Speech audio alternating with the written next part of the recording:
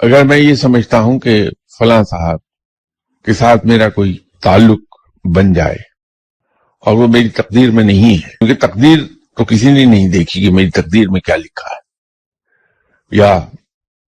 اللہ تعالیٰ کا ڈیزائن کیا ہے، اللہ کیا چاہ رہا ہے، تو اس آدمی سے جس سے میرا کوئی تعلق قائم ہی نہیں ہونا ہے، میں اس سے بات ہی نہ کروں، اس سے کوئی انٹریکشن ہی نہ کروں، یہ ہو ہی نہیں سکتا۔ تو اس طرح تو ایک سوشل کیوس پیدا ہو جائے گا، افراتفری کا عالم پیدا ہو جائے گا۔ یہ بالکل ایسا ہی ہے کہ میں یہ سوچ کر محنت نہ کروں کہ یہ نوکری ملنا تو میری تقدیر میں لکھا ہی نہیں، یا یہ ڈیزائن آف نیچر کا تو حصہ ہی نہیں جاب۔ اس چیز کو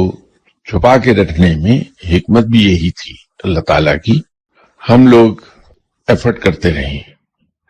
تو انٹریکشن کرنا اور ایفرٹ کرنا وہ ہماری تقدیر کا حصہ ہے،